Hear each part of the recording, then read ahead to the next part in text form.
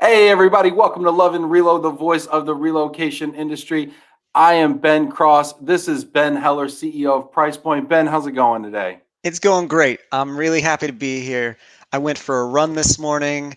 I went out in nature, went on a walk, got my head right, feeling good. And this is all for you, Ben, because you know I love Did you. your hair? This is amazing. I really enjoy my job, but then some days I get to talk to you and it's like that much better. No, honestly, like I really love you're one of the people that I really, really, really enjoy talking to.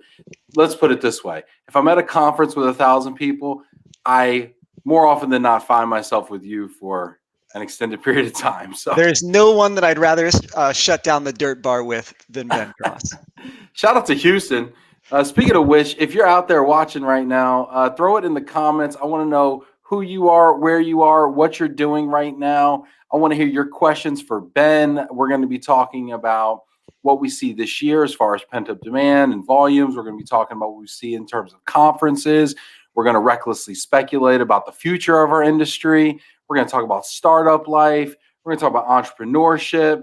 It's going to be litty, as the kids say. Get in the comments, ask questions, hit that like button, let everybody know we are live in here right now. I'm so excited right now. What We do the got people kids say checking in. again? Liddy? Say it's litty. It's litty. It's It's Liddy? litty. Is that It's like a lit. It natty used to be light? lit, but now it's Yeah, litty. Liddy. Yeah. I Lit like it. is an adjective. Litty is probably an adjective also. Somebody help me out in the comments that knows their parts of speech. Tim Quirk, a big hello from Western New York to Ben Squared. Okay, we got a show concept there with that. What up, Squared. Tim? Yeah. Stacy Huff, super producer Stacy in the house. Hi, Ben and Ben. I'm looking forward to the show. Todd He Show. Faye Hawksworth, hello, Ben from Hey, Faye. Houston. So you're okay. How about this? I Any miss Bens that Faye. don't specify, you can take that. All right. I was Eh, assuming this was towards me, but Well, it's a plural. it was possessive. Yeah. Oh, okay. Should we go back and play it? Brian Smith, what up, Brian from the Lou in the house? I miss Brian. That's another guy I miss, man. Anthony Gonzalez, what up, B&B? Good to see you I both. would love to have a beer with Anthony. Beers in the nears. I'm gonna start that one. Beers in the nears. We're gonna get litty with beers in the Gonna nears. get litty with beers in the nears. All my besties. This is great. It reminds me of the Saturday Night Live skit. Did you see Elon Musk on Saturday Night I Live this saw past weekend? his intro. I didn't watch anything else, but I didn't know that he had Asperger's. Asperger's. Yeah, I mean, Yeah. it kind of makes sense. He's on another level. But no, I like. Did you watch the whole show? I watched I YouTube like I streamed it like in bits and pieces. Like I catch the sketches that way because I was otherwise occupied.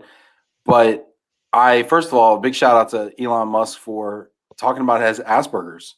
I mean, I Yeah. think this year one of the silver linings of the last 12 months has been the focus. I think the renewed focus or the highlighting mental health, issues and just what people are going through and destigmatizing it. hmm I think a lot there. Yeah, I think it's you actually were really encouraging in vulnerability and lead with vulnerability and putting yourself out there. And there's something to that. People want to know the real you, and the real you isn't perfect, and it's not all a highlight reel. So I thought it was cool to learn that about him, and I have a little more respect for him. Yeah, Liddy. me too, for sure. The real you's not always Liddy, Real I, me is I very rarely Liddy. very rarely. Danny, what's up? Ben and Ben from New Jersey. What's up, Herskowitz? Clay checking in from H Town in the house. Clay, you ever been to Dirt Bar? Yes or no? He should be. Should be. Hey, Janet Janet. Turner, hey Benz. Wish I had time for a morning leisure walk on the AM. It was Yeah. great. Walks. Just Do you walk or run every morning, Ben? Is that part of your process? this past week, so I've gone through this phase where like I really evaluated what was important to me, and I realized that in startup life, I've been neglecting my health. I haven't seen a doctor in years, and Edgar Just on getting our a COVID shot count and seeing a doctor. I don't barely think that- I saw a pharmacist. He stuck something in my arm and he Somebody didn't say help anything. Ben's internet. So like I've got my COVID vaccine, got the Pfizer. I'm Nice. feeling really excited about that, but I need to take better care of myself. I'm almost 43, and so last week I was like on a health kick, and I went running every morning, and I scheduled my first doctor's appointment in years. So I'm on an upward trajectory. You know, health was not on the docket today, but we're talking about it. Craziest guy I know, my dad. Thanks for the plug for mental health. Love you, Dad. He also mentions Liddy escapes grammatical description. Truth. Georgia in the house. That's Hey, what's Georgia. up. Florida's here. Look at this. Ray Abbott Hey, Ray. checking in. Jackie from Cypress, Texas. San Diego's in the house. Mike Bilodeau. Big hi from Relo Frog in Hey, Mike. Richmond. How you So doing, Mike? so let's talk. This is a great Relo Frog, right? Because I'm listening. I'm looking at these names of companies like Relo Frog, Glomo. What are people thinking of here? What's up with startup life, man? Like, give us a peek behind the curtain there. You're over here running. I mean, is PricePoint? Would you consider PricePoint a startup still? So I think the typical definition of a startup is that you're a startup until you achieve your first product market fit. Maybe I'm wrong in that. And we had a product market fit with Portal on the international side. So I guess conceivably we're out of the startup phase, but it sure doesn't feel like it. And we're a bootstrap startup. Like we never raised any capital from any outside people. So Ryan Kind started us 10 years ago, really focused on the move pricing side, and I saw what he was doing, thought it was brilliant, and felt all the pain from running the RFPs for corporations when I ran Accenture's global mobility consulting practice. And I couldn't confirm that clients were going to get a quality move at a fair price. And so like I jumped on board to this because I saw it solving that. And startup life is very, very different than working in a corporation. Like Example. What are some of the unique challenges? Well, when I was at Accenture, I was making more than double what I make today. And I never really thought that much about how what I do contributes to the bottom line. And now I think about it all the time. And I think like from that frame point of my employees, and I feel lucky. I am incredibly blessed to have the team I do. They and I think that because that's important to me, and we share all the finances with them. They know what our burn rate is, what our revenues are, and so it's very transparent. So I think that they get that feeling of like, oh, okay, here's my impact and how it impacts the company. That I don't think happens at large companies to the same extent. So that's just one aspect. So let me ask you about that dynamic though, right? That full transparency, open kimono approach, right? I hear people talking about this more and more. There was a study about how employees act in corporations where they understand what everybody makes. I mean, you know, I'm not saying you go there with them, but it sounds like you're opening things up quite a bit. Mm-hmm. Does that mean that people like start asking like different types of questions? They're like, you know, was that bottle in 1942 really necessary? You know, was that Don Julio investment really? Where are people like, hey, do we really need to send this many people to IM? Or people like, hey, we need to send more? Do people start questioning like the financial decisions of the company? And if so, does that make them more conscientious, or is that kind of like also like cause other problems? Just out of curiosity. I think it's a good question. And I think that you have to explain why on your expenditures a little more. So, but the reality is you just brought up Don Julio 1942. We've become associated with it because it's part of our marketing thing. Every IAM, I've got a tower of Don Julio 1942, giving it away to people that sign up. Like it's something that every employee in our company, if they drink alcohol, has a bottle so that we can celebrate communally. And it's part of like what we like our story at this point. So I'd say that's a pretty good marketing expense, wouldn't you? Yeah, no, I mean, the fact that we're talking about it here, I mean, a year and a half since, you know, I got my bottle of Don Julio 1942, I mean, I think is a testament to the stickiness of that investment. So, we just sent out a survey today where if movers respond to it, we're going to be giving away a bottle of Don Julio 1942 or the cash equivalent in Bitcoin. Yeah, that's what's up. Hey, Janet brings up a great point. Is Don Julio considered a bribe? No, it's considered a delicious tequila. No, Janet, it's an inducement. Okay, it is a different but similar.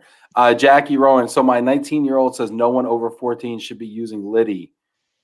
That's great. Wait till your 19-year-old's 40. Okay, Jackie, they'll be And it all Liddying all comes over the back. place. Yeah, exactly. Jackie, tell them to get a job. All right, Jackie. George A. Penn H, you have a great team. Just Thanks, kidding, Georgia. Jackie. Georgia's the best. Ray, fabulous platform and over the top service. Thanks, Ray. Whoa, how much Don Julio are you drinking, Ray? We haven't Look at given that. Ray a bottle. I feel like Send importing it. Don Julio into other countries has proven to be problematic, especially in Mexico. But I think Ray is probably deserving. Wait, importing it to Mexico is hard to do? Sending a bottle from the United States to Mexico of Don Julio is damn near Didn't impossible. it start in Mexico? That's what I would think. Like, how hard it is it to send tequila to someone in Mexico? It is hard. It is much harder than you'd think. We've tried. You can talk with Jessica. You can't put the genie back in the bottle, huh? I guess not. Can't put the Don Julio back in country. All right. Hey, we've got some questions. Keep these questions and comments coming. These are really fun. We got some interesting ones here. Janet Turner says, can you add a platform to help agents find used lift vans nearby? Oh man. That's an interesting problem. Cause like, I mean, all right, let's get started in the challenges that are going on. Like the price of wood has gone up by a factor of 3, probably. So lift vans are, what would have cost $120 may even cost up to $800 right now for a lift van. We're gonna start building houses out of used lift vans. That's where we're at right now. Lumber's tripled in the last year. I was watching the Berkshire Hathaway report. I was watching Buffett and Munger sit up there. They're like 90 years old, pontificating on triple wood prices over here. Mhm. Oh man, it's bad. It's bad, but like I think for international moving, it's yet another challenge in like freight rates are high, lift vans are high, and the supply demand equilibrium is just out of whack right now, and that creates problems for us. Okay, so let's go down this path just for a second here. Art of the possible, right? We're CEOs, let's think big, right? Okay. This is such a faulty premise. Okay, how do we create a platform to help agents find used lift vans? Because this is a problem. There is a significant imbalance of containers globally, whether it's sea containers ending up in Port of Long Beach from China, or if it's used lift vans ending up in Norfolk, Virginia, and not getting back to the cities or whatever. Is there anything that you can think of, or how might we attack that? It starts with tracking. I mean, whether or not it's a person, a lift van, a 40-foot container, it starts with tracking those things and understanding where they are and where those buildups are, and then reallocating them. But I don't think that we're at the phase of even tracking these things effectively. So until you have that tracking mechanism, I don't really see a platform coming to solve it. There's such an arbitrage here because we treat used lift vans like they're pallets out back of the supermarket. Sure. And yet they're worth their weight in semi-precious metal. Jeff Nadeau says there are no used lift vans, Ben. That's the problem. Well, they're somewhere, Jeff. Every new lift van becomes a used lift van. Did we just burn them? I know some people, they leave them out back. They just mold and rot. Yeah. This is a real issue. For those of you who don't know that are watching this, they're like, are we really talking about used plywood right now? Sorry, guys. Yes, we are talking about used plywood. I promise this won't be forever. This is not a forever thing. This is just a right now thing. But guys, these are the containers that we put your stuff in when we ship it overseas. These are the containers that we put your stuff in when we ship it domestically, when we can't allocate an entire, 53-foot tractor trailer. This is small shipment solutions. This is your international shipments. These are less than container load shipments. So this is affecting quite a bit of shipments domestically and internationally. Yeah. Do you see that factory into pricing though, Ben, now? Because you're really on without a doubt. Because movers aren't in the business of losing money. So if their cost of materials goes up by 50%, the price has got to come up accordingly. And it's, PricePoint is a dynamic pricing model. Movers can change their pricing at any time. Obviously, when a move has been awarded to them, it's locked in at the tariffs and the cost at the point. But like lift fans went from 150 to $700, $800. That pricing is got to get in there. Did they really? Like, is that real? For real? For real? For real? I'm sure that there have been people paying $800 for lift fans. What? Hey, Janet, Jeff, folks out there, I want to know, what are you guys paying for new lift fans? What are you paying for used lift fans?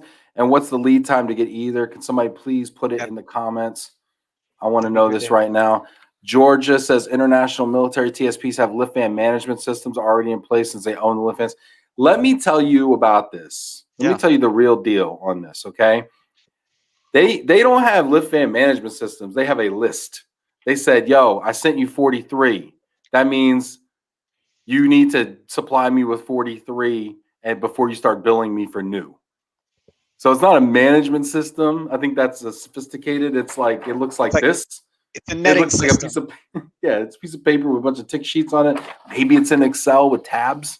You're feeling crazy, But I mean, it's Janet's saying I have not heard of that $700 mark. Good. But Ray's saying $1,400. It gets shut the front door, Ray. $1,400 for a plywood box. That's insane. Are we gonna start burning sofas? What's gonna happen? Are we just gonna start burning sofas right now? I mean, like, is this inflation driving this? Is it the lack of lumber supply? Is it? I mean, this is absurd to me. I don't know. I think there's elements of, like, it's the law of supply and demand, and clearly the demand is outstripping supply. But I would think that they would be able to go and set up new systems to provide more wood, but it'll take time for that to happen, and eventually we'll hit a new equilibrium. But I mean, this is beyond, or at the edge of my confidence level here. I love this area right here at the edge of Ben's confidence. Jeff Nadeau, used you cannot find. Agents are charging $1,500. $1,500 just for the box. We're not even talking about packing the box. We're not even talking about the boxes that go in the box. We're not even talking about preparing the box. We're not talking about shipping the box, delivering the box. $1,500 just for the box. Like, just for one box. And you know what one box holds? You know what one lift fan holds, everybody out there in LinkedIn world? One box holds 1,000 pounds-ish. A little more. Or less. Yeah. Like, it's crazy right now.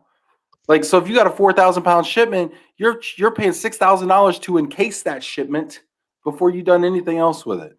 150, my bad. Jeff Nadeau, that just ruins my entire argument. Can we cancel that right there?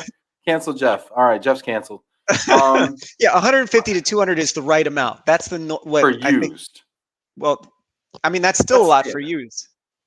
Well, I kind of think that tends to be a little. I mean, it's on the high side, but it's in range. Anyway, Ben, we've been talking for like 9 minutes about wood. I'm sorry. Fine. You dad jokes. I'm getting bored. Dad says. Okay, that's great. All right. So your dad is right. Okay, so Evan's saying I always listen to Ben. That means I'm going to the doctor. Sandra Clary, thinking of you while I sip some rose tea. Sounds good. This is great. Paul Seymour. I love Ben's. I love Paul. Oh, Paul's got the Ben's. Olivia says, Ben H., where is the bell? What the hell's with the bell? What's going on with the bell? So in about 10 years ago, when I moved to Brooklyn, a friend of mine started up a band, and she was looking for a drummer, and she played keyboard and had an upright bass player and a clarinetist, and they wanted me to be a drummer. I'm like, and after listening to them, I'm like, you don't need a drummer, you need a washboard player. So I actually learned how to play the washboard, and this was my cymbal. At the end of every song, I would bang on this. The over 65 crowd loved us. The over 65 crowd. We were a huge hit with the gray hairs, and people in the subway. David Cross gave us $10 one time. It was good. Oh my gosh. Oh my gosh. That's great.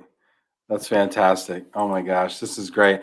People are going crazy for the wood. The bell's amazing. I love it. I didn't know old people could hear that tone. I thought that was at the high end of the pitch, but you know what? What are you going to do? You're probably right. All right, so let's talk about demand here. But besides wood, can we talk about demand, and then because we're going to get into some other fun stuff too. All right, But what are let's you do it. seeing? You touch a lot of shipments. You're a really good aggregator of information and data around demand. What are you seeing right now? I think international demand, honestly, to my surprise, has come back. We're seeing pretty high volume levels in our system compared to where we were a year ago, which is great to see.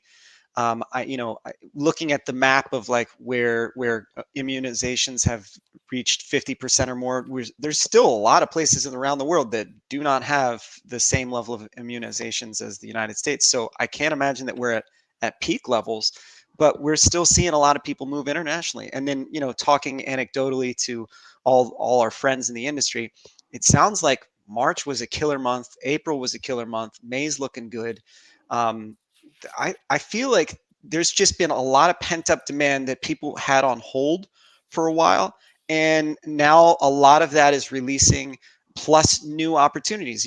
Like there's a lot of, I think a lot of businesses out there that are reevaluating how they manage their teams and their people strategy. And so as they change their people strategy, do they move hubs? Do they suddenly have like more and more okay, I need to set up shop. There's more opportunity in new locations because of what's happened over the past year. I think there's an element. When I was talking with Eve Seib, a good friend of both of ours, good friend of the show, she was saying, look at the people who are moving and are being relocated. It's not the same population as it was before. There's more senior level executives being moved now than were before. Now, that's one data point. I'd love to hear others, but are companies actually going and looking at mobility again as, okay, let's be strategic, let's go get our executives into these new locations, set up new things, change? I think there's an argument for it, at least with her data set. Love to hear what you're seeing out there as well. Thank you, Ben, for that. I'd like to know, what are you seeing out there? Are you seeing more senior folks in the organization? Are you seeing, same kind of trend towards junior folks? Are you seeing a more decentralized organizational structure? What are you seeing out there from demand standpoint? We talk about pent up demand. Ben, I agree. A lot of RMCs are saying that their April was better than even 19, Yeah. and a lot of that is due to pent up demand. I also wonder, is that new initiations, are people actually moving or people actually getting delivered? Because we got to be careful to kind of be apples to apples here, because sometimes we talk about, hey, I got more emails this month than I ever got, but it's like, okay, does that translate to revenue, or are these relocations happening, and does it translate into billable and serviceable work? Sylvia saying definitely an uptick on all levels. Hey, Sylvia. And then, Ben, what do you think as far as, is this trend going to continue? Is this going to go through the summer? Is this pent up demand going to go boom Q2 and then be done? What do you see the arc and the tail looking like here? All right, so let's project, and of course we're going to be wrong, but I love it. I Don't think let it that stop you. I think that I think that we're going to have a long peak season this year. There's been so much. The world has changed. Last year we had 10 years of change in 1 year. Companies are going to reevaluate their strategies, both from how they make money to how they manage their people. That change is good for people who relocate others from one point to another. So I would expect that in the short term, our industry gets a boost from this. In the long term, I don't know. I think there's an argument for continued remote work. The past year, every single company out there performed an experiment where we all, like many of us thought, oh, we can't make remote work. Like PricePoint's been remote since day one, so we've been doing remote since remote was cool. But a lot of people ideologically were like, we're never doing that. We're always going to have them coming into the office. We can't innovate and collaborate without people in the office. And my feeling has been like, that's not true at all. You just have to change your culture and structure yourselves well and incentivize the right systems to make that happen. But well, isn't it also, though, you're using different tools, using different communication tools? Leaders are using different management techniques. It used to be you could just pop in everybody's cube every morning and say, hey, how was Yeah. your weekend, or how's everybody doing? Now you have to be more intentional about Yeah, scheduling these catch but ups. I mean, But, it's like, you can different. do, like, technology makes everything cheaper. It makes everything less expensive. So I can do that, but with a Zoom or a Slack. Like I feel tremendously connected to my team, despite the fact that they're scattered all across the United States and some people around the world. So What would they say though? You say you feel very connected to your team. Would they say the same thing, that they feel very connected to you? Because I know, as a what I consider myself a high potential employee. When I would walk into my boss's office, I'd give him an update, and we'd spend 30 minutes chopping it up, and I'd leave there kind of walking a little straighter, and just a little happier and feeling really good about mhm, myself. yeah. FaceTime with the boss. Mhm. Do you think that the people in your organization are feeling as I connected as you are? I do. I do. And in some cases more connected because like I have um I connect with all of my people at least once a month. What you just described, where you walked out feeling good, a lot of that is because of the blank space. Like, you're able to connect with him and talk about things that aren't just work related, but you've got a lot of different communities and things that you're interested in. He does too. You get to share that. You build a relationship, and I'd say that being remote hurts that type of stuff. You have to intentionally implement structures. We have what do we call it? Virtual water cooler chats. And I have one with every team member once a month to do it.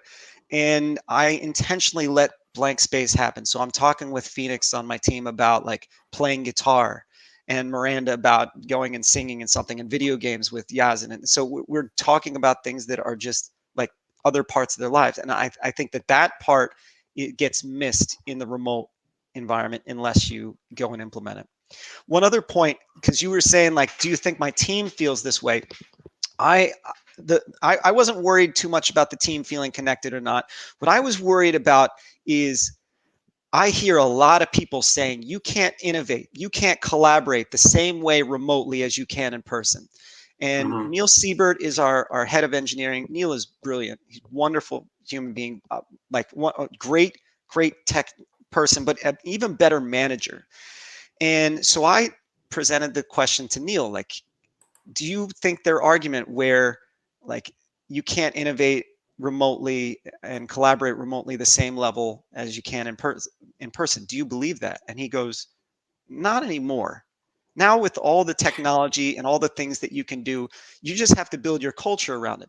Where he is really against it is when you have some people in the office and some people remotely. That doesn't work well because you have your favorites, the ones in the office. But if you build your organization and culture around remote first, you can do a lot of amazing things. Yeah, I think there's a lot of getting used to, and there's a lot of skills that we're adopting. I mean, and there's tools, right, that we didn't use before. I mean, there's so many people in this workforce that didn't use Zoom before we did it, and Right. now we're using tools like Slack, right? When that was kind of like becoming a thing, but it wasn't a thing. Now Discord, right? And there's just so many more tools that we're getting. We we use Asana I and Jira. It's amazing I how don't know what team that is. task management has Wow. come so far. It's just, it makes running projects with a lot of people just super easy. I want to open this up to everybody that's watching right now. If you are watching this right now, we got a bunch of people on LinkedIn, a bunch of people on Facebook right now. This is really great. You guys are amazing out there. Hit that like button. Let us know what you're. I want to ask you out there, if you're watching this right now, what topic do you want us to address? Put it in the comments right now, and we're going to talk about it. So what? Because I got a laundry list of things I can talk to Ben about. But before I go down a pathway that maybe he and I find interesting, like the price of wood in Canada, Uh, I'd like to hear your thoughts. I'd like to know what you want us to talk about. What are you seeing out there? What do you want us to weigh in on? We've got some really good feedback coming in. Mark Moose, what up, Moosey? Certainly has been an increase in VIP strategic moves, some to new locations, some realizing they can do the same job from the home country. Mark runs a great organization, MW Relo, out of Geneva, Switzerland. What's up, Great. Mark? Good I'm to going to see be you, there buddy. in August if everything goes well. Lord willing, the creek no more eyes. I can't wait to be there. Quinn Harker. Okay, Quinn's got a good one here. Quinn says, "Hey, Benz, any sense for further consolidation, mergers and acquisitions in the household goods forwarder space to follow Daryl Flood and Sudduth?" Yeah, I think we're going to see increased levels of M&A activity in our industry. I would bet that we have 2 relocation management companies that go through this process before the end of the year. The reality is Two more, in addition more. to Versa and Lexicon, Sterling Yeah, Lexicon. yeah, I think we would have 2 more. There's Which just ones? I have no idea, and I wouldn't speculate on this kind of stuff. But Come on. no, I just think that the past year was so weird. You couldn't value anything, and now things are coming back, and people are reevaluating and looking at opportunities differently. The world has changed, and so does it make sense to sell now? And I think a lot of people are probably thinking about it more than they were before.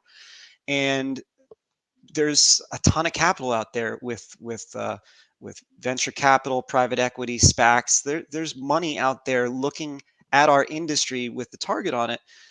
It's not always a bad thing, but we have a very distributed industry that's an opportunity for people to come along and consolidate it, and their big money is going to come after that. Yeah, I have a lot of thoughts on this, Quinn. I think it's a great question. I think it's kind of these are one of the questions that that we all talk about around the bar, you know, and we love having these conversations here. Couple of thoughts. You're going to see like competitors consolidating, right? And so I think that's really key. You know, Daryl Flood and Sudduth, both Unigroup agents, both had RMCs, both had robust forwarding organizations, very similar companies in a lot of ways, right? Mhm. But they had geographical differences and obviously client bases, right? That makes a ton of sense from a synergy standpoint, right? Yeah. So when you start looking around and at who might consolidate next, you know, I think keeping that in mind makes a lot of sense, right? When Bud Van Lines purchased Merchants, that made a lot of sense. You have this amazing, you know, this amazing hauler, you know, East Coast based with offices around, who's an independent, who buys this other, you know, amazing independent with a great reputation, a great client base out of the Midwest where they weren't strong already. Boom, makes a ton of sense, you know? Yeah. And so I think as you're thinking about that, it makes a lot of sense. I think you see a lot of Unigroup agents out there who have RMCs. You know, I could see them continuing to pair up.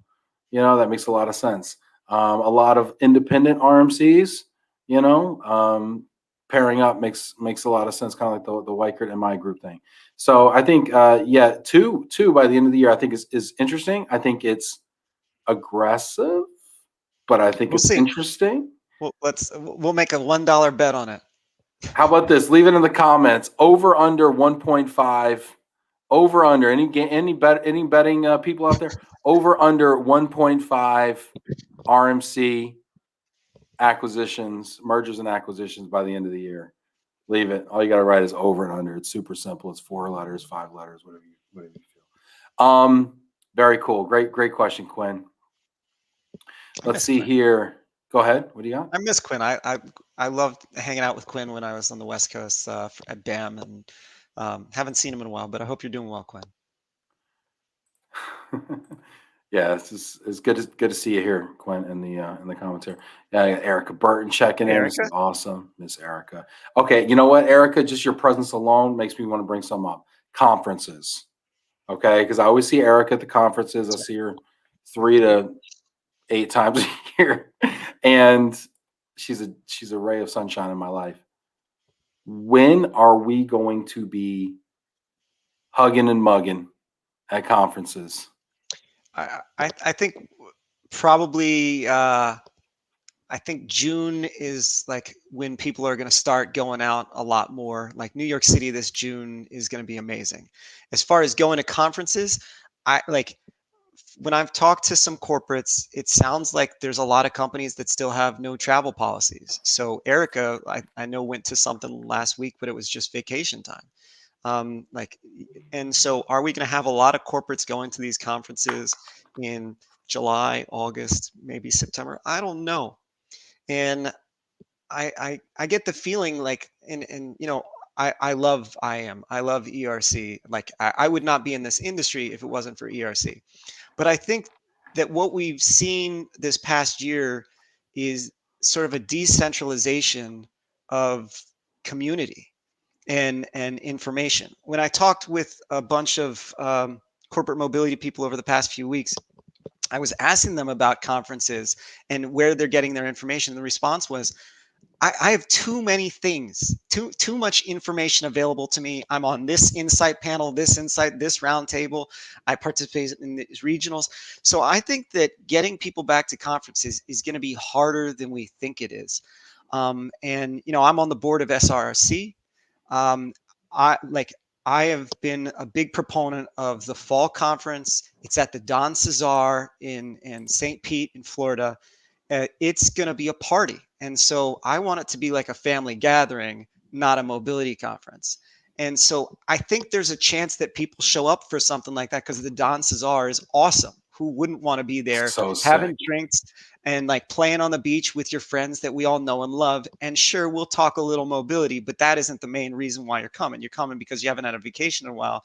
Your kids are driving you crazy. You want to get out of the house and have a margarita with your friends. So I like September 13th through 16th. That's going to be great. But I think that going to Chicago and DC and Boston for a conference, I don't know how many people are going to go outside those markets. Yeah, that's the $1 million question, especially if you're IAM or ERC. I mean, and I think a lot of it has to also do with the confidence of the attendees Yeah. in the association's ability to bring people. So Right. it's you're a startup, you're a tech company. It's a chicken and the egg problem, right? People don't want to go because people are afraid that nobody will be there. Yeah. Right. And they're like, oh, I don't know if anybody's going to be there, so I don't want to go. Are any corporates going? I don't know. It sounds like they're not going, so I'm not going either. And everybody's like, I don't know. And that's gonna be a real problem. Like It's a real I'm going to problem. go to ERC in the fall. Like I'll put it out there. I will be there. So I hope to see everyone there. I'm going to be at IAM. You're blowing spots, bro. You're blowing spots out here. Okay, we got spouses listening, and you're just telling people it's vacation time. It's like a family event, but the families aren't coming. Like you get. I think the SRC event, I would expect to see some families there. It's a family resort. It's going to be awesome. I'm gonna try. Well, the kids are back in school. The kids are fresh back in school. I already talked to the wife. There's no way because the kids are fresh back in school. They just came back from being like away, out of school for 2.5 months.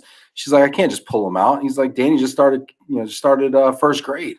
I mean, this is make or break, man. What'll happen if Danny misses the first week of school during first grade? Is he going to get into college? I was like, I fully cut whole weeks in high school, and look at me now. I mean, we're fine here, but I don't know. Man, this is great. Yeah, I've missed the first 2 weeks of 7th grade because I went on a trip with my grandpa to Asia, and it was the best 2 weeks of my life. Guarantee you learn more in Asia in that week than you learned in the 7th grade. For sure. Goodness gracious. Yeah. Anyway. All right, let's see here. We got people weighing in on the over under. The question was over under 1.5 RMC mergers and acquisitions by the end of the year, not including the one that happened recently. Drew Phillips says under. Interesting. Mike Bilodeau, over. All right, we got one for over, 2 for over. Ryan, all right. Interesting. All right. So it looks like there is a 2-to-1 vote. They're not statistically significant, No, but not at all. We'll take it. We have a low bar here. Dan Sisko, hi, Benz. For a corporate to ask for guaranteed pricing on international household goods moves right now, are they crazy to seek that kind of stability? Yes. It's not that they're crazy. Next question. They don't know any better. What else are you going to do? Hey, give me some highly volatile pricing.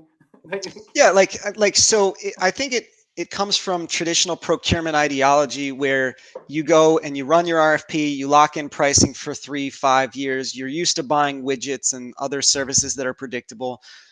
Why isn't international moving like this? And of course, we all know it isn't. And so that's really why I joined the company, is because the fixed pricing mechanisms play games where you bid artificially low on the scope of the RFP and then mark up anything that's not covered in the scope of the RFP. So I think it comes down to education, and you know, they may not want to hear it, but I think they understand that it can't be fixed when getting a 40-foot container from Asia to San Francisco went from $1,000 to $8,000, and it's not predictable. And 1 week it's going to be 6,000, another week it's going to be 2,000, another week it's going to be 8,000. Like you can't be like, if you're a mover and you're trying to lock in that, and like you have to hedge so much in your pricing against risk. Corporates would be paying substantially more than by just going with market dynamic pricing. All right, we got another vote here. I want to hear, are they crazy or not crazy for a corporate to ask for guaranteed pricing on international household goods right now? If you're watching this right now, I want you to enter in 1 word or 2 words. Are they crazy to seek that kind of stability or not crazy? Just put it in the comments, crazy or not crazy. Take a little what a vote to have. Watch out, Gallup. I'm coming for you. Okay. Look at this. I'll be doing CNN exit polls in 3 years. Yeah. All right. So that's great. Please put that in the comments. Crazy or not crazy? Let's see if we can get more than 4 this time. All right. Ryan Kynes will take this as the first. Guaranteed pricing. Insane. Not just volatility. Inflation is also coming. Oh, this is Let's something. not go down that road. Carrie says crazy. Jane says crazy. I love it. I love just a whole bunch of crazies in my DMs. Sylvia, not crazy. Not crazy. Jason, cray crizzle. All right. Elena, yes, they're crazy, but it'll happen. She's right. Drew Phillips, crazy. Viva, Viva. undecided. All right, let's see here. Oh, I got another poll. I'm loving the polls, right? I'm like the Dan Lebitard over here. Put it on the poll, Guillermo. Here we go. Carrie says, I'm going to every event that is open into in-person attendance. The problem is I have 3 events the week of SRRC. Will definitely be at ERC. I want to know, as of today, now I know I'm not asking you to sign up, not sign up, not asking to make a commitment. I'm looking for an unction. I want to know which way you're leaning right now. Are you going to ERC in Chicago if it's in person? I don't even know if it is or not. Let's assume that it's in person. Let's assume they're doing it in October in Chicago. Are you going or not going? 1 word or 2 words. Going or not going? I'm going. Ben's going. I'm going. I'm going to be honest with you. If it's on, I'm going. I'll be honest with you. If it's not on, there's still a better than 50% chance I'm going. Because there's a groundswell, there's a movement, Heller. There's a movement. Even if it's the anti-conference, even if it's not on, I still think that there's a better than 25% chance that there is still an event there. I wouldn't be surprised, because like all the RMCs have their events around ERC, and I feel like what you're doing. You're sort of like the unelected mayor of relocation at this point. Unelected is a dictator. You know that an unelected mayor is a dictator. No, but the community of relocation. The community rewards you and votes with their attention, and so I mean, anywhere you go, you're creating a mobility event of sorts. So I could see, if it's not in person and you wanted to make it in person, you can go and make something happen. Well, so you bring up a great point. So what do you think about this idea, Ben? Okay, people keep voting here, going or not going, ERC in October. Let me know. Here's my idea. In Chicago, in October, I say we throw a big party. I say we throw a party. I'm going to, require vaccinations. I know. No, I'm for it. Don't hate. Saying. Okay. But other than that, it's open, free party. Open bar, entertainment, probably a charity angle. Let's see if we can raise 50 grand, 100 grand. Let's see if we can raise 100 grand. Let's do it. Let's go crazy. That's big. I know it's big. That's what I'm saying. All I do, right? It's big, right? Let's do it. So let's say we raise 100 grand, open bar, free to come, just need to be vaccinated. And we do it in Chicago. What do you think, Ben? Would that be a success or not? who knows? Like I have no Who idea. knows? But You like, can't who knows me. You're the guest. well, You can't who knows me. you're giving like very high level things here. You're like open bar, raise What do you 100 need grand. to know? What do you need to know before you commit? We What got do you need to know? entertainment. Well, like, what is Yeah, it? Like, entertainment. DJ is Lizzie it my Beats on the ones son and twos. singing the alphabet song? Like, what kind of entertainment are we talking about? I really DJ don't. DJ Lizzie Beats, Liz Martin, DJ Lizzie Beats, spinning the ones and twos. Maybe a little karaoke. I don't know. We'll figure it out. I think it'll be a good time, Ben. And I would happily show up. I feel like you're lying to me. That's okay. I know. I'm going to be I'll in take it. Chicago anyway for this thing. And if you're throwing a party, I'm going to be there because I know it's going to be a good time. Great. Let's see here. Oh, Janet's got beef. Janet says, "Wait, you're going to ask for proof of vaccinations?" Yeah, I think I might. Janet. Just to make everybody else feel comfortable. That I might do that. You know what? And it's like it's not like you're not taking state money, so you can do that. And I think I might do it. I don't know. You get to do whatever you want. That's what I'm saying, right? Like I'm gonna do it. I don't know. People are gonna hate though. I bet there's obviously people who are not going to be for that. Others that are going to be feel more comfortable being around others that are vaccinated. So it's damned if you do, damned if you don't. But you've got a stand, you've got a position, and you're entitled to have it. Yeah, Janet's not a fan. Well, Janet, maybe for you, we'll do a negative COVID test 24 hours prior. I don't know. Might give you the VIP treatment. I don't know. We'll Janet deserves a VIP treatment. We'll see. All right, let's take a quick little straw poll here for ERC. Let's see. Ben, you wanna keep? We don't even keep track. It looks like it's Jack Craven, my hometown. He's in. Awesome. Jack double voting early and often. Sandy Weaver's in. Elizabeth Soli's in. Hey, Gonzalez is going in. Drew is in. Melanie's in. Oh man, people are just talking about pent up demand. Holy smokes! Holy crap! I do owe Michael a few beers, so I would. Jason, are you guys getting? Sorry, Jason, are you guys getting the go ahead to travel? I'd love to know, like from the corporates out there, because that's the rumor, right? That they don't have the go ahead. Let me know, Jason. Sorry, Ben, you were saying. No, it's just I saw Michael pop up on screen. Ben owes me a few beers, and I was like, "Yep, I owe Michael a few beers." So look forward to having a beer with him. Awesome. J Rowe is in. Sylvia, not at this time. Okay, Sylvia, I respect that. Josh Barnes going. Faye, yes, she's in. Look at that. Nice. I want to be in the room where it happens. That's what's up. Evan Miller, he's like, I'll be there either way. I just gotta get a hall pass from the wife. I'm going out. Yeah. Let's see here. This is great. Mobility talent show. People have ideas. I love that. This is awesome. Viva's like, I'm doing a whole tour, whatever. That's great. It's great. This is wonderful. All right. People are saying Hyde House is banned for sure. That's great. Yeah. Taking opportunities to miss.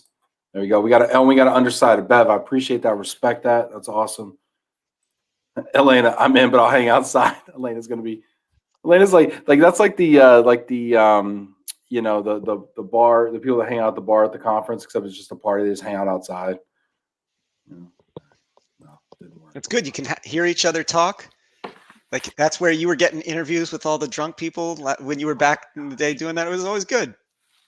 Do you remember at IAM? That was in Chicago though. Where was that? I have no idea. I was also intoxicated at the time. It was great though. I was sober. That was in Chicago. You were sober? Oh, you had just stopped drinking.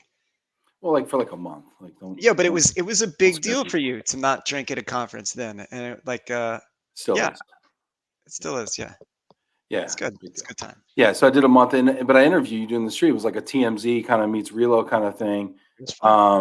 Yeah, for sure. So we want to do that at the IAM conference. I'm going to be partnering with IAM in Orlando. And I want your opinions on this. Hybrid conference. Obviously, there's a ton of people that won't be there. A ton of people that will be there. A lot of speakers are going to be virtual. A lot of people are going to be in person. We're going to have a set.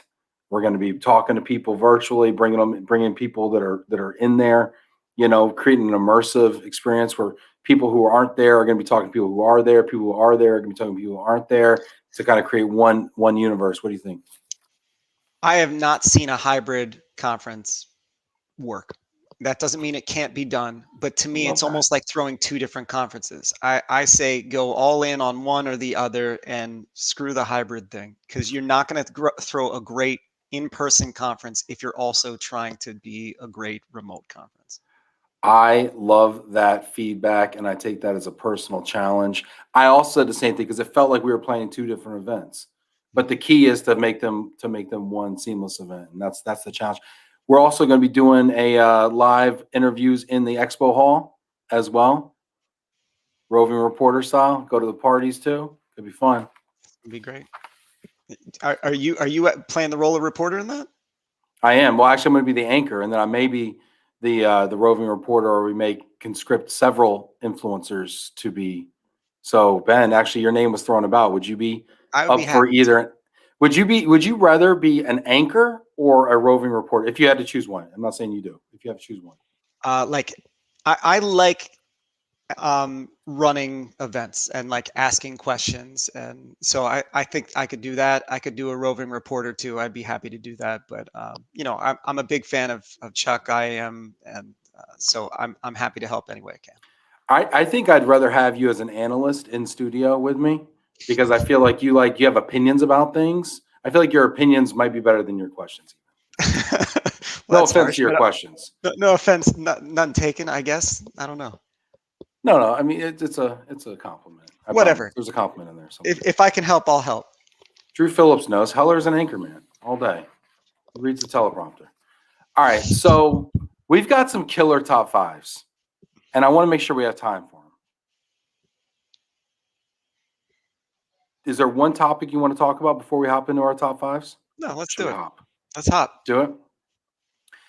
Let me ask you. Do you have a lot of leather-bound books? I do actually have a few leather-bound books. Ariel collects like old books that like I'm blanking on his name, but like a famous old author, and so we have a bunch of leather-bound books. But no, I wish I was like Ron Burgundy a little more. That's funny. That's great. Let's do our top five. Top five. Let's do Ben Heller's top five, huh? Okay. You got a top five for us, Ben? The top 5 best conferences I've attended. Fire topic. Nobody's done this topic before. This is fire. Let's do it. Good. I love this topic, Ben.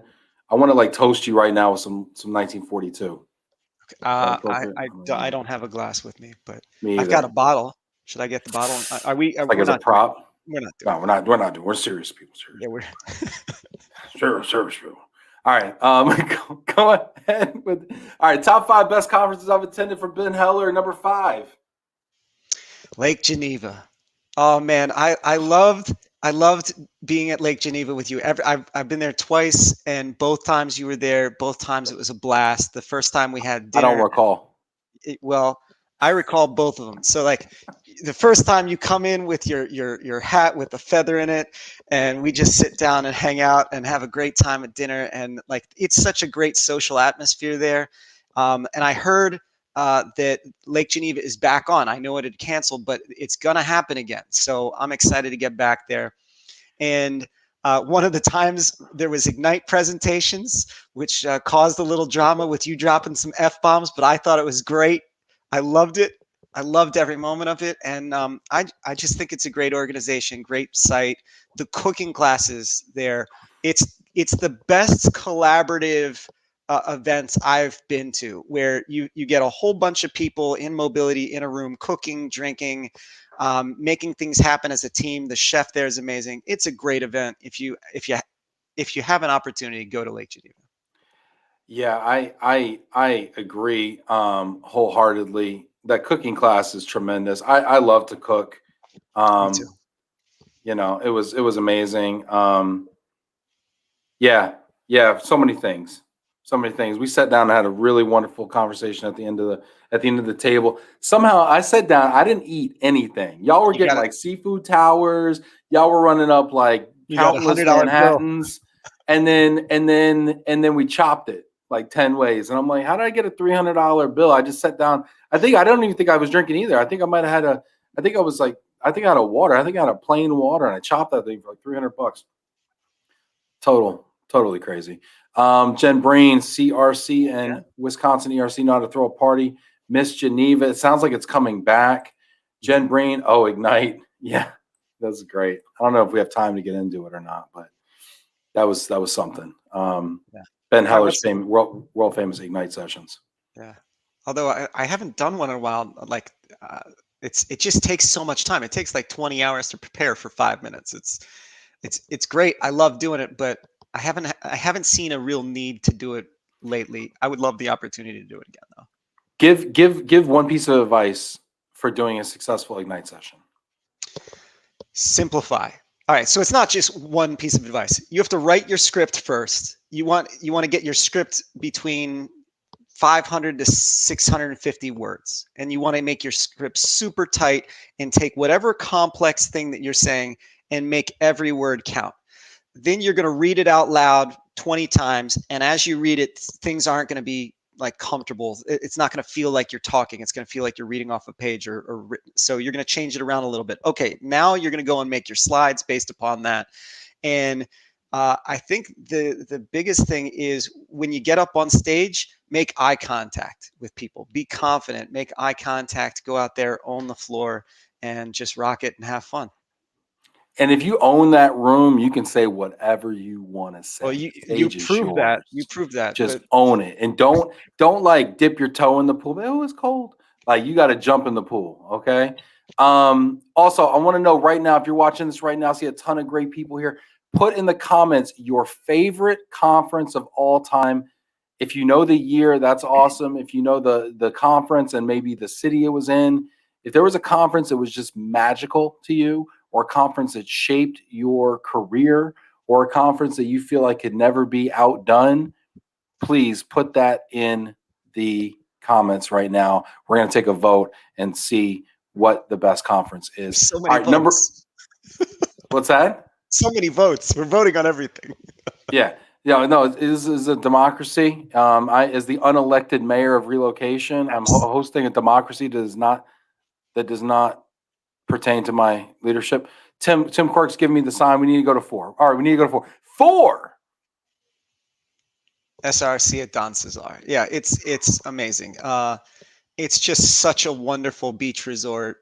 There was a rooftop party where we were all dressed up in like beach attire, and there was a rainbow during the sunset from one side to the other.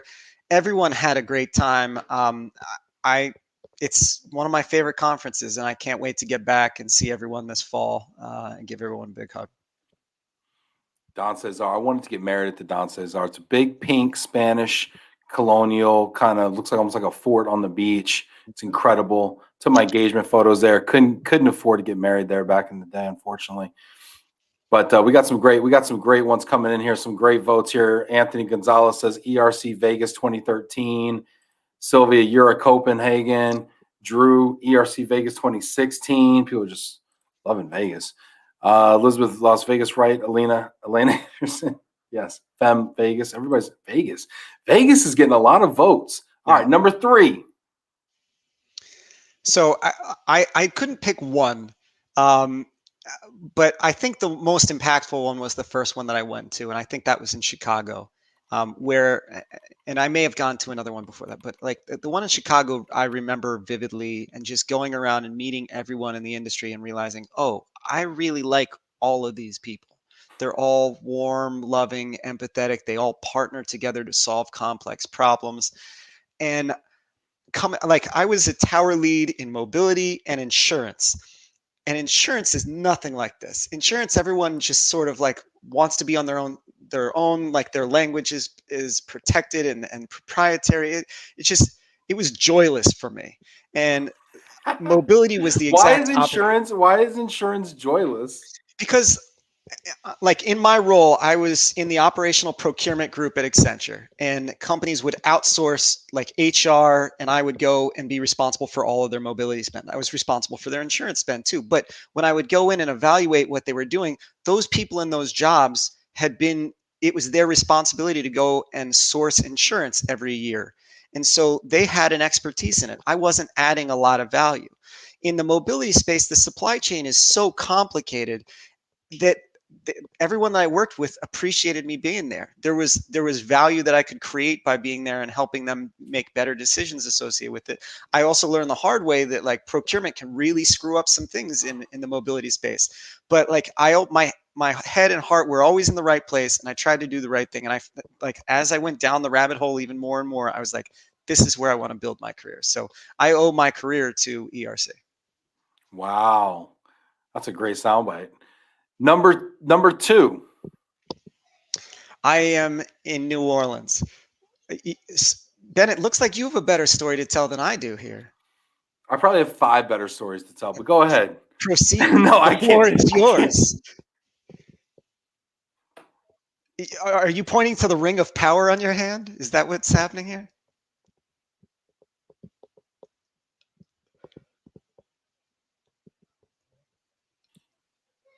Go ahead, Ben. So, I said my okay. piece. All right. Well, I am 2016. I had just joined PricePoint. I had been coming from like my procurement tower lead role at Accenture, and now I was talking to movers about their business and how to automate pricing, and I knew very little about it. I had been on the procurement side, so I was really outside of my comfort zone. And but everyone that I talked to just was very nice to me and inviting, and we all went out to Bourbon Street and got hammered and had a great time. Vibe was there.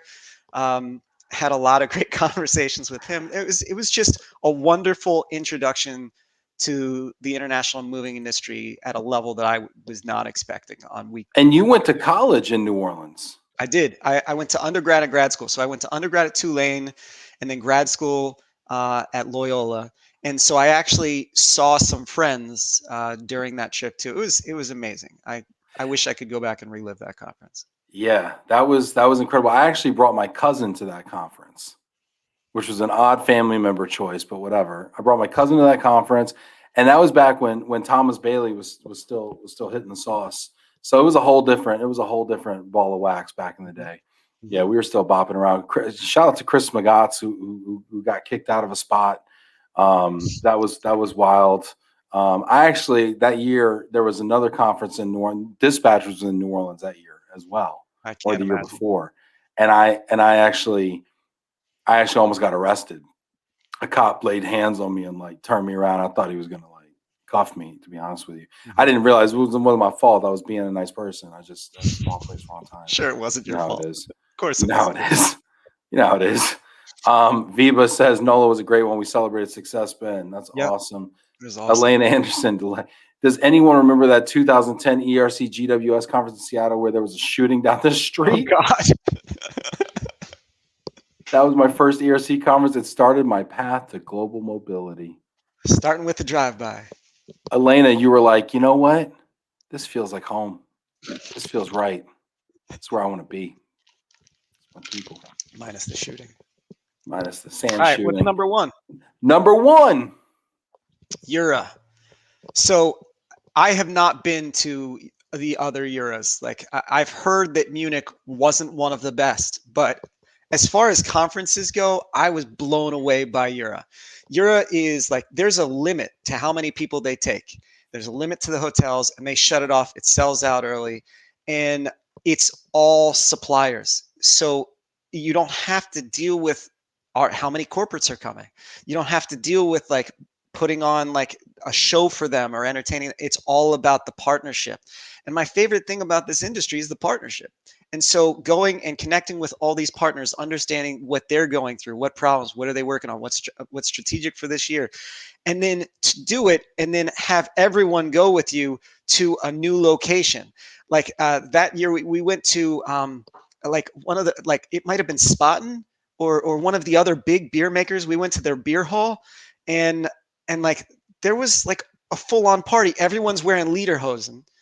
It was just an amazing event where I got to connect with so many people that, and it's definitely feels different from an educational perspective being in Europe than it does in the US. It's covering different content. I just walked away really impressed, and I highly recommend anyone who's a supplier in our industry end up there at some point. Yeah, and so this year was Valencia.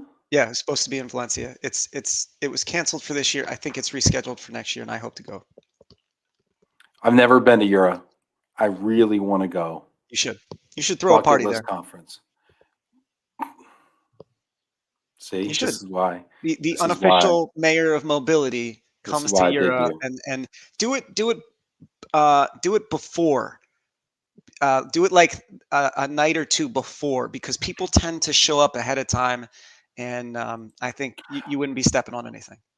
Are there any parties before? Sure. Let me know if you're watching right now. Let me know. Are there already parties that I'll be stepping on? I want more information. Do you know of any part? Is there like a person that throws a party? It's too far in advance. No one's planned a party. You plan a party, Ben. You make it happen. Well, next year in Sevilla, everybody, 2022, we're doing a party. Period. End of story. So you heard it here first. Pre-reg is open. Elena, hey Ben Heller, I'm a low-no grad too. Go Nice. Wolfpack. Nice, Elena. We should connect. I feel like there's too much in common. I haven't talked with you. I'm gonna send you a DM. Amazing person. Great follow on Clubhouse because she's eccentric like me. Find her in all sorts of rooms. Love it. Elena, sorry to blow your spot. Elizabeth, vacation before and after Euro. Yeah, that's what's up. All right, that was a great top 5, Ben. That was an epic top 5. Good. Glad you love that top 5. I miss conference. I can't wait to get back and see people. So that's what's up. Hey Tim, do we have time? I'm looking at Tim backstage there. Do we have time for another top 5, Tim? Let's do it. Yeah. Who cares? Sure. It's your show. All right. Who's going to stop giving you? suggestions. Do you know the right rooftop place to go through the party in Sevilla? Viva, I do now. Viva. Okay, it's the rooftop you're on, Viva. Let's do this. Let's do it, baby. Let's do it. Viva, all right, here we go. Viva. I got a top 5 for you, Ben. Okay, Oh, okay. I've not done the top 5, I don't think, before. Like an official top 5. Okay. It wasn't off the dome. You proposed a top 5 in your show notes. I don't know if you recall this top 5. I don't. Here we go. Top 5, Stacy. Oh, nice. Terrific. So you're an amazing dad, Ben. I'm an aspiring amazing dad. So when we talk, I always get like the good warm and fuzzies from you. We kind of talk about being a dad. We talk about being present for our family, being present for our kids. Right. You know, spending that time that's key and crucial, right? And one of my favorite things to do is read bedtime stories to my kids. So they each get 2 bedtime stories. I do cap it. I run a tight ship. But I definitely have some favorites, and they know what the favorites are. So when you offhandedly suggested a top 5 about children's books, I was like, you know what? I've actually been wanting to read these books on a live because I wanted to share them with people.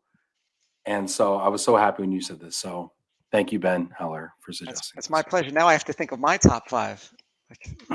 You didn't plan this out, but you go. Actually, we'll switch. We'll switch, and now you can critique my top 5. How about that? Fine. Will you be my color man? I would love to be your color man. Let's do this. Right, Ben, what are your top 5 favorite children's books? Number 5. Where the Wild Things Are by Maurice Sendak. That's a good choice. 1963, I believe. Classic. Kid's in his room, gets lost in his imagination. It to me, it was the first of this genre of a kid's room turns into a faraway place. And he just goes crazy. He goes to this faraway island. Spoiler alert. He goes to this faraway island and there's wild things everywhere, right? Because in kids' rooms, that's where the wild things are. And he becomes emperor of the Wild Things Island and just runs shop over there and then comes back triumphant and he's conquered all the beasts, you know, and I just love this book. The illustrations are phenomenal. Yeah. Definitely won a lot of awards. Yeah, it's a beautiful book. Beautiful book. Good choice. Way to start. All right. Number 4. Did I Ever Tell You How Lucky You Are by Dr. Seuss? I haven't tried that one. I'm going to look that up. Holy Maron. Dr. Seuss, to me, is the king of children's books. He is unparalleled. You know, it's incredible. I could have put a few on here, but did I ever tell you how lucky you are? It's all about teaching your kids gratitude and perspective. Mhm. You know, and I think when you're a kid, the world seems, you know, big and scary, and you're always like, well, you know, Johnny got something I didn't get, how come Susie hit me, and like, you know, and you're very reactionary, and you're very much thinking about, you have very scarcity mindset, right? Mhm. I want a muffin, I want to watch the Simpsons, I want to, you know, and these are things I used to say. And I think like sitting down and like going through all the fictitiously terrible situations that people in faraway places are going through really is a great primer for life, and looking at, instead of saying, what don't I have, what do I have, and counting your blessings. And it could be worse. You could be Farmer Falkenberg's 17th radish. And so it's an That's great. amazing That's book. beautiful. No, I think gratitude is a wonderful thing to be teaching kids. I often will ask Pip what he's grateful for, and generally it comes back Oma, his grandma. Like he's grateful for that, and it's great. So in that variety, for me, it's the Elephant and Piggy Thank You book. We read that from time to time, where the piggy is always thankful for all his friends and everything, and it's great. So, Ben, what's 3 on the Oma. list? I'm thankful for Omas too. Skippy. Shout out to Drew Phillips, who called this one Skippy John Jones by Judy Shackner. Oh, I'm Skippy John Jones. Drew gonna Google. Phillips called this in the comments. Drew, you are my spirit animal. I love you, dog. Skippy John Jones is amazing. I love books where I can do voices. Yeah, me Okay, too. an amazing children's book has to rhyme, Yep. because I like to rap them. I like to actually like spit bars. So it has to rhyme.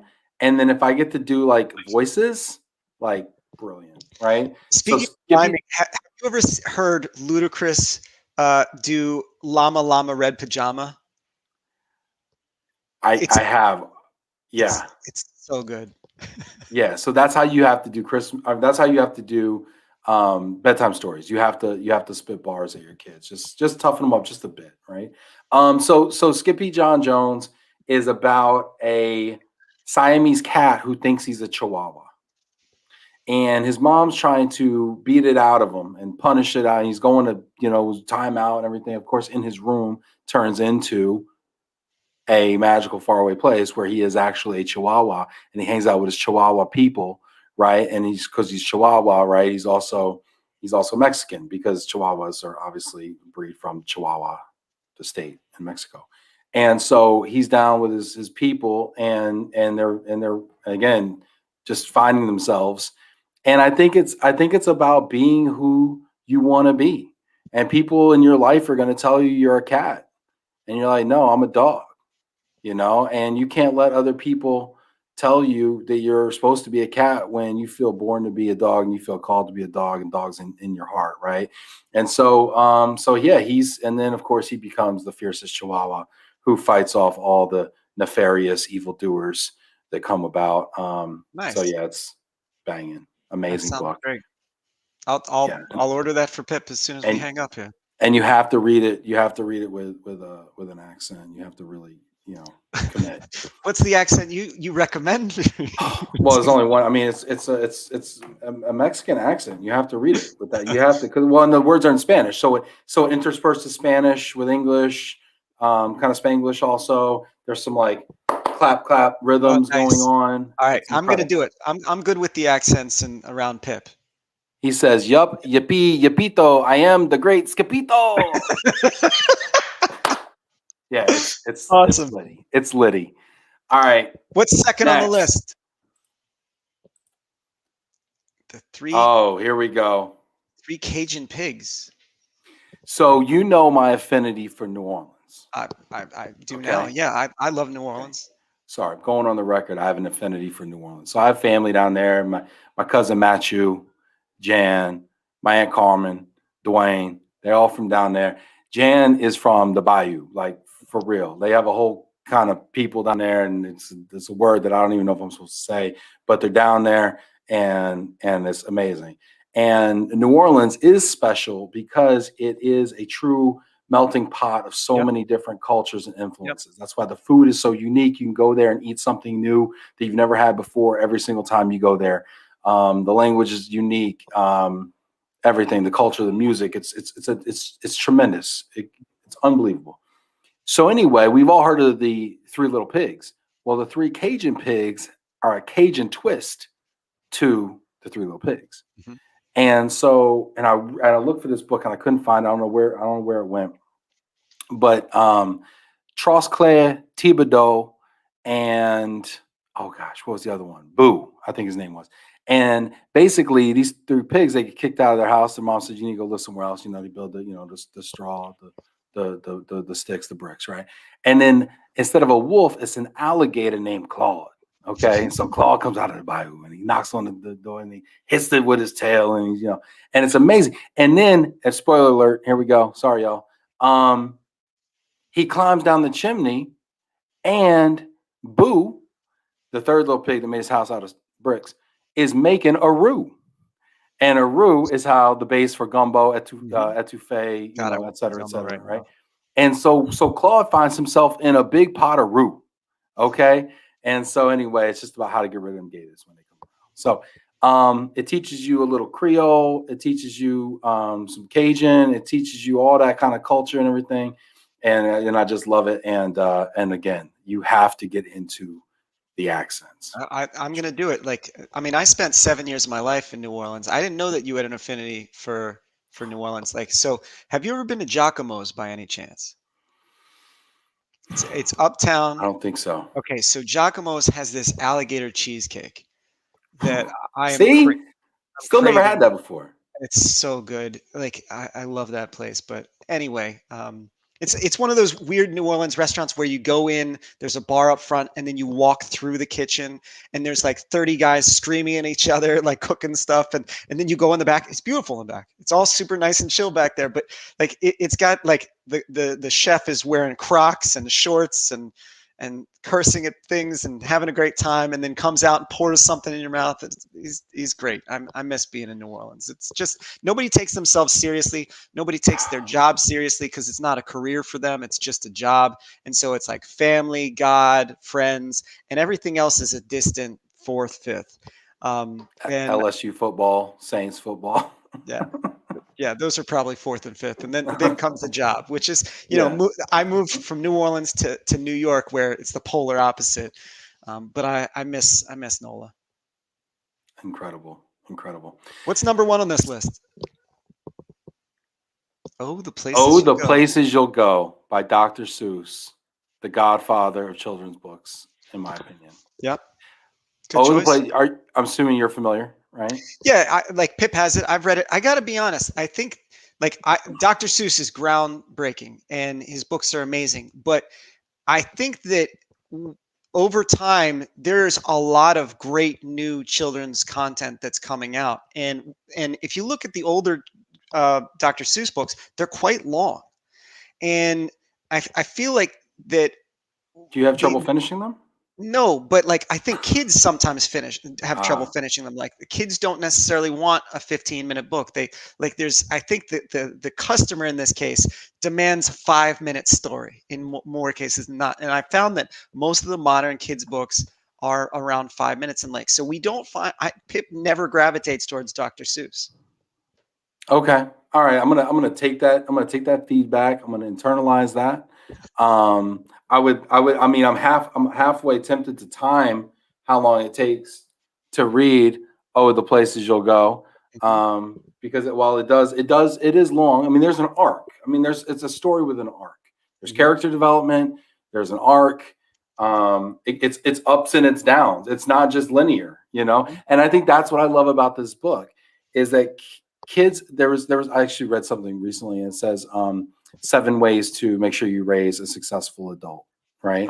And one of the ways is you have to let your kids see you struggle and fail at things and work through those things so that they know that even though they think you're a superhero, that you're actually just a human being who also gets frustrated with his Legos every once in a while. Yeah. right? And then you see you work through that, because the stick-to-itiveness and the grit that it takes to solve big problems are what's really successful. And this is also ironically why I'm a big fan of participation trophies, because it's about the effort and about showing up day in, day out, not about the end result. So you're supposed to praise the effort and the attributes, not the end result. So anyway, Completely that agree. being said, in this book, it's long because the character goes through ups and downs and ups and downs. And sometimes he's high and sometimes he's low. And sometimes he's conquered something and sometimes he finds himself like a lost shoe hanging from a tree in a woe-begotten place. So that is why I think it is amazing. And you can find this book anywhere because it is Everywhere. it's kind of like almost oversaturated, but it also talks about the waiting place. And this right here is amazing, because I think that many adults are stuck right here in the waiting place Take a because screenshot of that. they want to do what you've done, Ben, which is quit your boring safe job at Accenture and go, run a startup.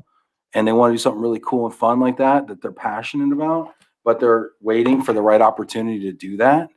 And I think that sometimes you can get stuck waiting for the rest of your life. So, For sure. and you'll never Well, go anywhere. But that's a great list, man. And I'm glad we did it. It warms my heart. Like I love reading to Pip, and Pip loves reading. He will like generally he reads probably 10 books a day. He's four and a wow, half, and like he reads some with his nanny, he reads some at good for school, reads him. some with us. My favorite of all the books that I read to him Yeah. is Mo Williams' Nanette's Baguette. Have you And ever read that's, this one? I feel like I have, but I can't recall it. So maybe I haven't. And that's baguette. It's great. It's like just, your criteria for a great children's book, it's got to rhyme, it's got to have voices, it's got both of them. It's like it's it's just a really interesting rhyme. It's not predictable, and so the rhythms of it are all over the place. You being a hip hop fan, you being a rhyming fan, you're going to like it. Ben, I've sent you the last time I sent you something was a bottle of Don Julio. I will send you a copy of Nanette's Baguette after today. That is really kind, Ben. I appreciate that. You're getting a round of applause backstage. People are digging the choice there. Tim Quirk's loving it. Ben, as always, this is an amazing time. I want to give you the final word. You were kind enough to let me do my own top five today, so I want to give you the final thought here today, Ben. The floor is yours. Ben, I got a lot of love for you. I just enjoyed the ride. We've been doing this for an hour 20. It feels like 30 minutes tops. Like it just flew by for me. And I always enjoy like seeing you and spending time with you. I can't wait to get to someplace where I see you in person, give you a big hug, and congrats on all your success this year. One of the things we didn't talk about today was you went off on your own this year. You took a leave from a nice paying job where it was predictable, a little safe, but you've built this community for yourself over the past year, and then took a leap, and it's flourishing. You in the past year where everyone has been having a hard time, you've been flourishing, and so cheers to you, brother. And I'm happy to be a member of your community. Cheers. Thank you, Ben. That's really kind of you. I've been very blessed, man. God's been really good to me. Had an amazing community. Talk about the community. Honestly, everybody that's watching right now, it's because of y'all. We wouldn't be here doing this right now if you guys weren't watching. So thanks to everybody out there that's watching. All of our friends here in the comments. Love y'all more than I can even say. Really, really, really do appreciate y'all so much just coming on here and the validation, frankly, that we get. And I hope that you also find value in it, everybody that's watching. Thanks for getting active in the comments. The show is so much better when you are in the comments. Hit that like button if you haven't already. Give Ben a virtual round of applause. Hit that green applause button on LinkedIn. We've got some great guests coming up this week. We've got John Moriali from Moriali, and we've got Bob Portali from Relo Direct Alley. I'm sorry, I just everything's got to rhyme. Anyway, so hopefully you can tune in then. Ben Heller, always a pleasure. Thank you for Always a being here. pleasure, brother. Look forward to